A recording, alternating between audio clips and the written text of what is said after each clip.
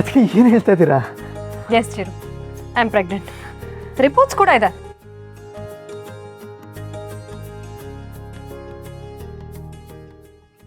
Congrats, ಅದಕ್ಕೆ congratulations. Thank you Chiru. ನೀವು ಒಬ್ಬನೇ ಹೇಳಿದ್ರೆ ಹೆಂಗೋ, ನಾನು ಹೇಳ್ತೀನಿ ಕಂಗ್ರ್ಯಾಚುಲೇಷನ್ಸ್ ಸೌಂದರ್ಯ, ಕಂಗ್ರ್ಯಾಚುಲೇಷನ್ಸ್ ಗುರು.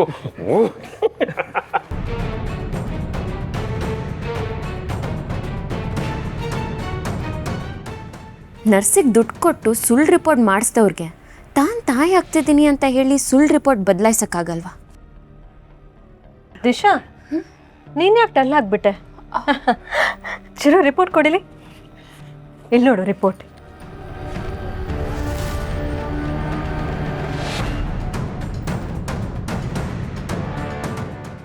ಯಾವುದಕ್ಕೂ ಸೌಂದರ್ಯ ಹೇಳ್ತಿರೋದೆಲ್ಲ ಸುಳ್ಳು ಅನ್ನೋ ಸತ್ಯನ ಹೇಳ್ಬಿಡ್ಲಾ?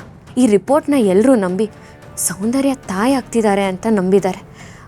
ಅಂಥದ್ರಲ್ಲಿ ಈಗ ನಾನು ಅವ್ರು ಸುಳ್ಳು ಹೇಳ್ತಿದ್ದೀನಿ ಅಂತ ಹೇಳಿದ್ರೆ ಅವ್ರು ನಂಬ್ತಾರ? ಅದಕ್ಕೆ ನನ್ನ ಹತ್ರ ಸಾಕ್ಷಿನೂ ಇಲ್ಲ. ಜಾಜಿ, ಸ್ವೀಟ್ ರೆಡಿ ಮಾಡಮ್ಮ. ಹಂಗಾದ್ರೆ ತಗೊಂಬಂದ್ಬಿಡೋಗು. ಕುಡಿ ಕುಡಿ ಕುಡಿ.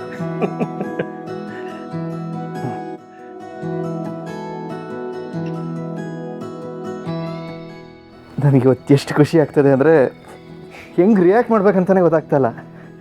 ಇಷ್ಟು ವರ್ಷ ಆದಮೇಲೆ ನೀವು ತಾತ ಆಗ್ತಾಯಿದ್ದೀರಾ, ನಾನು ಚಿಕ್ಕಪ್ಪ ಆಗ್ತಿದ್ದೀನಿ. ಅಚ್ಚು ನೀನು ಅತ್ತೆ ಆಗ್ತಾಯಿದೀಯಾ? ತಗೋತೀನಿ. Thank you.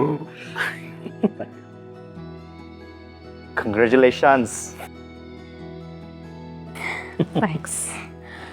ದಿಶಾ, ನೀನು ಸ್ವೀಟ್ ತಗೋ.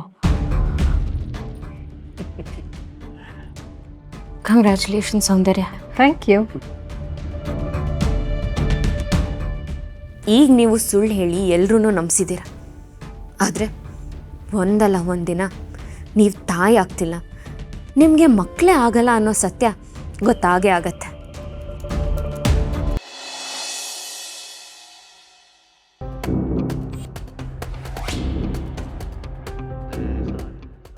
ಉರಿತಾ ಇರೋ ಈ ಬೆಂಕಿ ಮೇಲಾಣೆ, ನಿನ್ನ ವಂಶನ ಸರ್ವನಾಶ ಮಾಡ್ದೆ ಈ ಸೌಂದರ್ಯ ಸಾಯಲ್ಲ.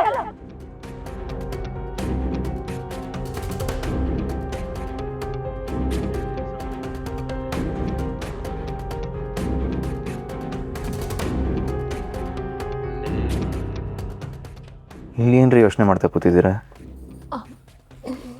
ನಥಿಂಗ್ ಚಿರಾಗ್. ಅಲ್ಲೇನೋ ಎಲ್ರ ಮುಂದೆ ಹೇಳಬೇಕು ಅಂತ ಅಂದ್ಕೊಂಡಿದ್ರಿ ತಾನೆ? ಏನೂ ಹೇಳಲೇ ಇಲ್ಲ? ಏನಿಲ್ಲ ಬಿಡಿ, ಇಟ್ಸ್ ಫೈನ್. ಆದರೆ ನೀವು ಏನು ಹೇಳ್ಬೇಕು ಅಂದ್ಕೊಂಡಿದ್ರಿ ಅಂತ ನನಗೆ ಗೊತ್ತು.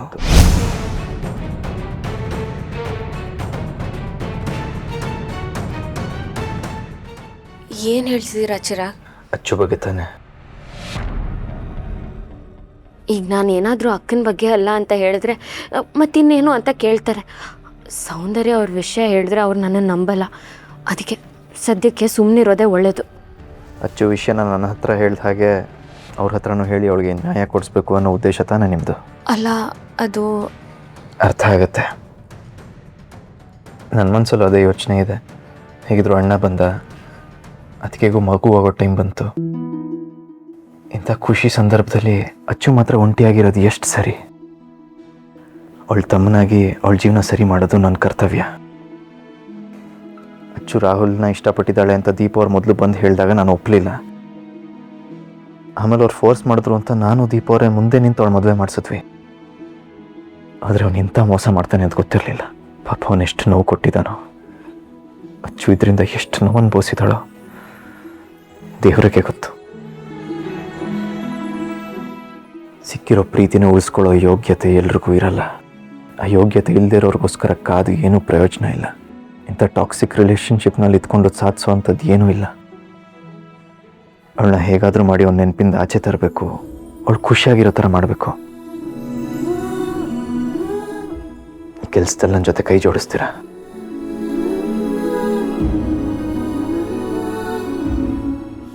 ಯಾಕಂದರೆ ಅಚ್ಚು ದೀಪ್ ಅವ್ರ ಜೊತೆ ಇದ್ದ ಹಾಗೆ ನಿಮ್ಮ ಜೊತೆನೂ ಅಟ್ಯಾಚ್ಡ್ ಆಗಿದ್ದಾಳೆ.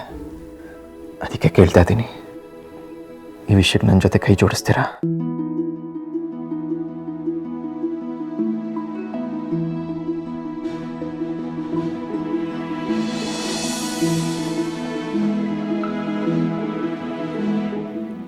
ಆಲ್ವೇಸ್ ಚಿರಾಗ್. ಅಕ್ಕಂಗೋಸ್ಕರ ನಾನು ಏನು ಬೇಕಾದರೂ ಮಾಡ್ತೀನಿ, ಯಾವ ರಿಸ್ಕ್ ಬೇಕಾದರೂ ತಗೊಳ್ತೀನಿ. ಅವ್ರ ಬಾಳಲ್ಲಿ ಮತ್ತೆ ಖುಷಿ ಬರಬೇಕು ಅಂದರೆ ನಾವು ಏನು ಮಾಡಬೇಕು ಅದನ್ನು ಮಾಡೋಕ್ಕೆ ಪ್ರಯತ್ನ ಪಡೋಣ.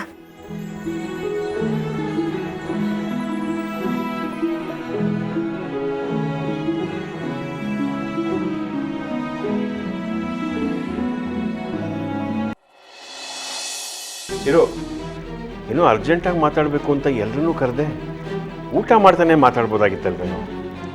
ವಿಷಯ ತುಂಬ ಇಂಪಾರ್ಟೆಂಟ್ ಇದೆ ಚಿಕ್ಕಪ್ಪ. ನನಗೆ ಹೇಳಬೇಕು ಅಂದ್ಕೊಂಡಿರೋ ವಿಷಯನ ಯಾರು ಹೇಗೆ ತಗೋತಿರೋ ಗೊತ್ತಿಲ್ಲ.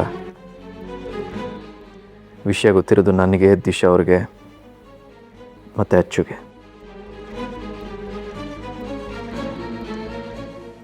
ಹೌದು, ನಾನು ಹೇಳಬೇಕು ಅಂದ್ಕೊಂಡಿರೋದು ಅಚ್ಚು ವಿಷಯನ. ಅದಕ್ಕೆ ಎಷ್ಟು ಹೇಳಿದ್ರು ಅವ್ರ ಮಾತು ಕೇಳದೆ ನಾನು ದೀಪ್ ಅವರು ದುಡುಕ್ಬಿಟ್ವಿ ಅಂತ ತುಂಬ ಅನ್ನಿಸ್ತದೆ. ಎಲ್ರೂ ನಿಷ್ಠುರ ಮಾಡಿಕೊಂಡು ಎಲ್ರೂ ಎದುರಾಕೊಂಡು ಅಚ್ಚು ಇಷ್ಟಪಟ್ಲು ಅಂತ ರಾಹುಲ್ ಜೊತೆ ಅವಳು ಮದುವೆ ಮಾಡಿಸಿದ್ವಿ. ಅಪ್ಪನೂ ಪಾಪ ರಾಹುಲ್ನ ಕ್ಷಮಿಸಿ ಅಳಿಯ ಅಂತ ಒಪ್ಕೊಂಡು ಮಗಳನ್ನ ಚೆನ್ನಾಗಿ ನೋಡ್ಕೊಂತ ಬುದ್ಧಿ ಹೇಳಿದ್ರು. ನಾನು ಅಚ್ಚು ಜೀವನ ಇನ್ಮೇಲೆ ತುಂಬ ಚೆನ್ನಾಗಿರುತ್ತೆ ಅಂತ ಅಂದ್ಕೊಂಡಿದ್ದೆ. ಆದರೆ ಮದುವೆ ಆದಮೇಲೆ ಅಚ್ಚು ಜೀವನ ನರ್ಕ ಆಗ್ತಾ ಬಂದಿದೆ.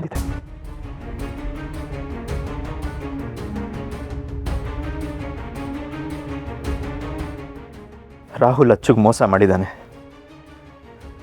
ಅವಳಿಗೆ ಹೊಡೆದಿದ್ದಾನೆ, ಬಡ್ದಿದ್ದಾನೆ, ಕಿರುಕುಳ ಕೊಟ್ಟಿದ್ದಾನೆ. ಅಷ್ಟೇ ಅಲ್ಲ, ಈಗ ಡಿವೋರ್ಸ್ ನೋಟಿಸ್ ಕಳಿಸಿದ್ದಾನೆ. ವಾಟ್?